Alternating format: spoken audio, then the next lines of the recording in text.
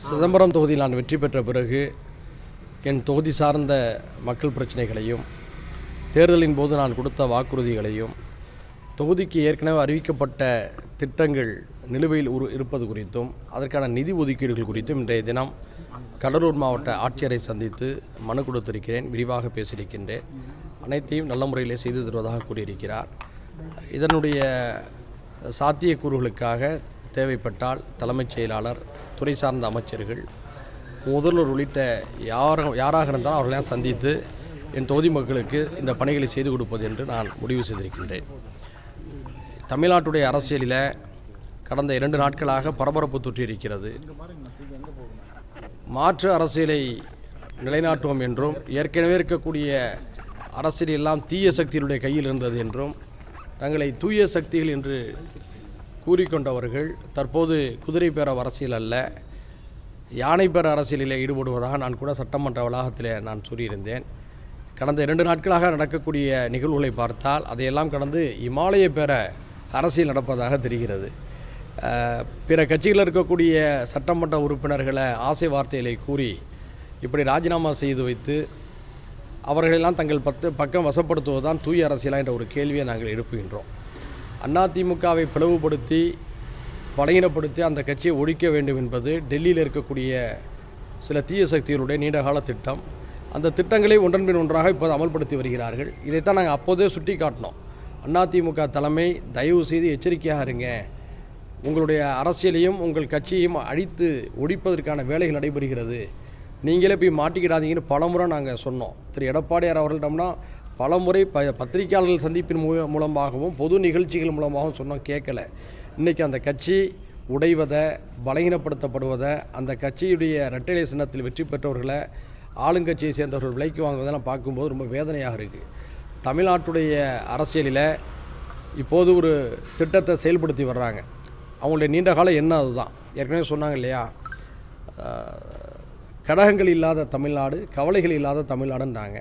அந்த அடிப்படையில் இப்போ அதிமுகவை பலகீனப்படுத்தக்கூடிய வேலைகள் ரொம்ப நுட்பமாக நடக்குது. அதே மாதிரியாக திமுகவை தனிமைப்படுத்தக்கூடிய வேலைகளும் நுட்பமாக நடக்குது. 2 திராவிட கட்சிகளை அடிக்கணுங்கிறது அவங்களுடைய நோக்கம்.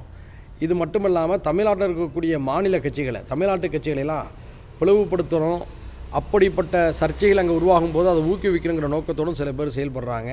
இது தமிழ்நாட்டுடைய எதிர்கால அரசியலுக்கு நல்லதல்ல. மக்கள் உன்னிப்பாக கவனிக்க வேண்டும். நல்ல அரசியலை வலிமைப்படுத்த வேண்டும்.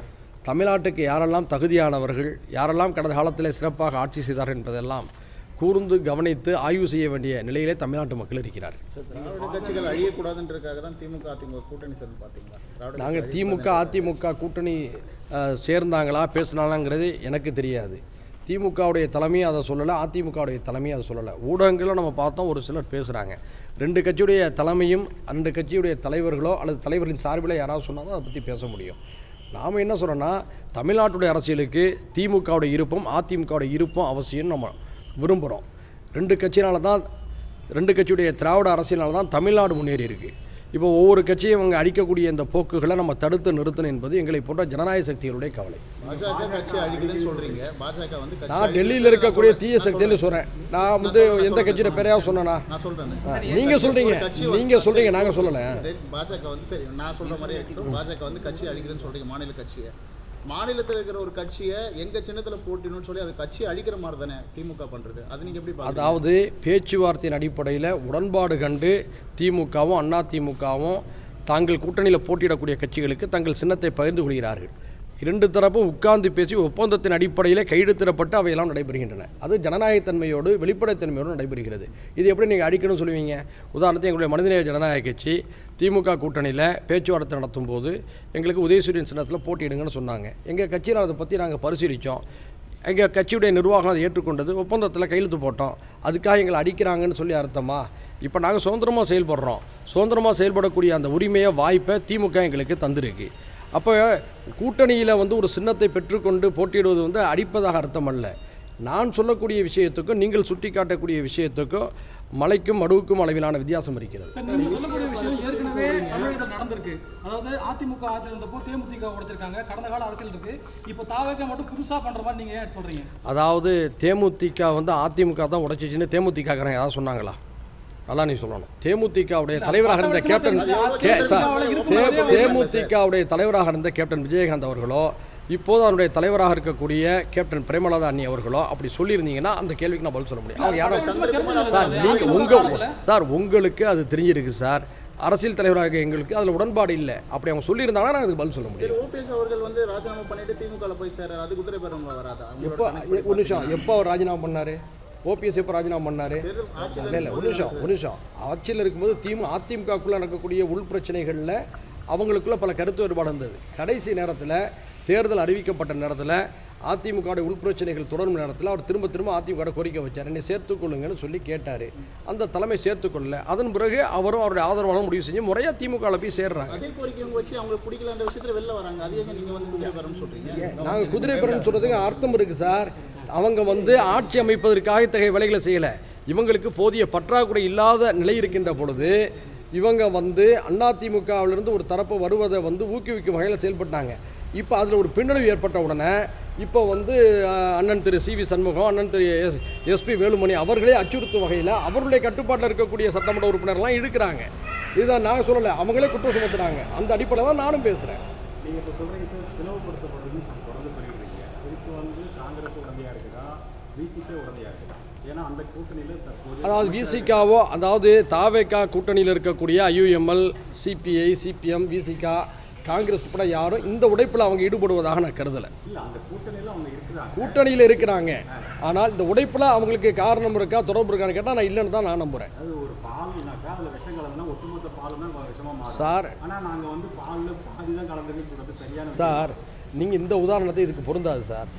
திமுகவுடைய கூட்டணியில் பங்கு பெற்றவர்கள் தேர்தலுக்கு பிறகு தெளிவாக ஒன்று சொல்லிவிட்டு அந்த கூட்டணிக்கு போயிருக்கிறாங்க. என்னென்னா, நாங்கள் ஒரு குடியரசுத் தலைவருடைய ஆட்சி வந்து விடக்கூடாது, அல்லது பிஜேபியுடைய கரம் இந்த கூட்டணியின் பக்கம் நீண்டு விடக்கூடாது என்ற அடிப்படையில் தான் இந்த அரசுக்கு நாங்கள் ஆதரவு அளித்திருக்கிறோன்னு அவங்க சொல்லியிருக்கிறாங்க. அவங்க தங்களுடைய ஆதரவோடு நின்று இருக்காங்க.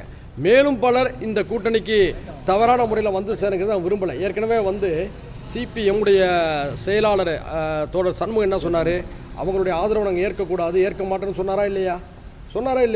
அப்போ அவங்க நிலையை தெளிவாக தான் இருந்துக்கிட்டு இருக்கிறாங்க. விசிகாவோ ஐயுஎம்ஓலோ இதெல்லாம் வந்து கண்டிப்பாக விரும்பாது. ஏன்னா இன்னும் சொல்ல போனால் ஒரு வாதத்துக்காக சொல்வதாக இருந்தால் கூட தங்களுடைய இருப்பின் அடிப்படையில் தான் இந்த ஆட்சி நடக்கணுங்கிறது தான் ஒருவேளை அவங்க விரும்பக்கூடும். இதை தாண்டி பெரிய சக்தியில் வரதை கூட அவங்க மனசால விரும்ப மாட்டாங்க. ஏன்னா இவங்களுடைய பவர் குறைந்து போவதாக கூட அவங்க கருதக்கூடும். வாதத்தின் அடிப்படையில் உங்களுடைய அந்த கேள்வி வந்து இந்த அடிப்படையில் அடிபட்டு போயிடுது. நீங்கள் உதயசூரியன் நின்றதுனால தான் இப்போ இந்த மாதிரி இருக்கீங்களா? ஏன்னா சப்போஸ் உங்களுக்கு தனிசனை நிறுத்திருந்தாங்கன்னா உங்களுக்கும் அந்த மாதிரி குதிரை பேரத்தில் ஈடுபடுறது வாய்ப்பு இருக்கா? நீங்கள் நல்ல கேள்வி கேட்டீங்க. நாங்கள் ஏற்கனவே பதில் சொல்லிட்டோம். எங்களுக்கும் திமுகவுக்கும் இடையிலான கூட்டணி கொள்கை அடிப்படையிலான கூட்டணி. இப்போ நேற்று நாங்கள் தெளிவாக சொல்லிட்டோம். இன்றைய அரசியல் சூழலில் திமுகவை காப்பாற்றுவது, பாதுகாப்பது தமிழ்நாட்டில் இருக்கக்கூடிய ஜனநாயக சக்திகளுடைய கடமைன்னு நாங்கள் கருதுகிறோம். தெளிவாக நாங்கள் 10 வருஷமாக நாங்கள் இந்த அரசியலை பேசி வரோம். திமுகவும் அதிமுகவும் தான் தமிழ்நாட்டை மாறி மாறி ஆட வேண்டும் என்பது எங்களுடைய அரசியல் விருப்பம், எங்களுடைய கட்சியுடைய நிலைப்பாடு. அந்த அடிப்படையில் தான் நான் மீண்டும் சொல்கிறோம், திமுகவை தனிமைப்படுத்த திட்டமிடுறாங்க, அதிமுகவை பிளவுபடுத்தி பலகீனப்படுத்த திட்டமிடுறாங்க.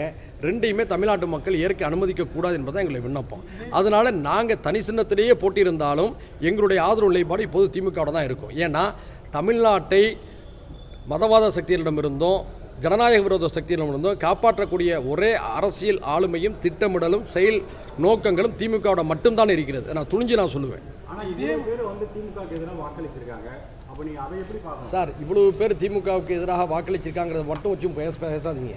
இந்த தேர்தல் முடிவுகளுக்கு பின்னால் பல ஆய்வுகள் நடைபெற்று இருக்கு. பல பெற்றோர்கள் இன்றைக்கி என்ன சொல்கிறாங்க, எங்கள் பிள்ளைங்க சொன்னிச்சு, என் பேரம்பத்தியும் சொன்னிச்சு, எல்லாரும் அவங்களுக்கு ஓட்டு போட்டுருவாங்க, நம்ம ஒரு ஓட்டாச்சும் இவங்களுக்கு போடுமேன்னு நினச்சோம், இப்படி எல்லாருமே நினச்ச விளைவாக மாற்றம் ஏற்பட்டுச்சு அப்படிங்கிறாங்க. பல பேர் என்ன சொல்கிறாங்க, எங்கள் பிள்ளைகள் ரொம்ப வற்புறுத்தினாங்க, இந்த முறை மட்டும் மாற்றி போடுமே நினச்சி போட்டோம் அப்படிங்கிறாங்க. ஆக ஆளுக்கால ஒரு செய்திகளை சொல்லிக்கிட்டு இருக்காங்க. முழுமையான ஆய்வுகள் கள நிலவரங்கள்லாம் இனிமே தான் தெரிய வரும். திமுகவை நிராகரிச்சிட்டதாகலாம் நீங்கள் அவ்வளோ எழுதி நீங்கள் சொல்லிட வேண்டாம். மீண்டும் எழுதி வைத்துக்கொள்ளுங்க. திமுக என்பது படுத்தாலும் யானை படுத்தாலும் குதிரை உயரம் என்று சொல்வார்கள். அது போன்ற ஒரு கட்சி, வலிமையான ஒரு கொள்கை இயக்கம். அதிமுகவை பந்தாடுறது மாதிரியே திமுகலாம் பந்தாட முடியாது. பல மோசமான தோல்விகளையெல்லாம் சந்தித்து மீண்டும் எழுந்து வந்த இயக்கம் திமுக நம்ம பார்க்குறோம். ராஜீவ்காந்தி அவர்கள் படுகொலையின் போது 1991 எல்லா தொகுதிகளிலும் திமுக தோத்துச்சு, 2 இடத்துலாம் ஜெயிச்சாங்க. அந்த இமாலய தோல்வியிலேருந்து அவங்க மீண்டு வரலையா? ஆர்கே நகர் இடைத்தேர்தலில் அதிமுக ஆட்சியில் திமுக டெபாசிட் அடைஞ்சா இல்லையா 3வது இடத்துக்கு போணுச்சு. அதை கடந்து இன்று திமுக ஆட்சிக்கு வரலையா? அதனால் திமுக வந்து கொள்கை ரீதியாக எழுந்து நிற்கக்கூடிய ஒரு கட்சி. நாம் கவலைப்படுறது அண்ணா திமுகவை தான். ஏன்னா வலிமை மிக்க ஒரு தலைவர்கள் இல்லை. மக்கள் திலகம் எம்ஜிஆர் இருந்தார், சமூக நீதி காத்த வீராங்கனை ஜெயலலிதா அம்மா இருந்தாங்க. அது போன்ற ஒரு வசீகரம் மிக்க ஆளுமை மிக்க தலைமை இல்லாத காரணத்தினால்தான் இன்றைக்கி அண்ணா திமுக பந்தாடப்படுது. இந்த அடிப்படையில் தான் நாங்கள் இந்த பிரச்சனையில் அனுப்புகிறோம்.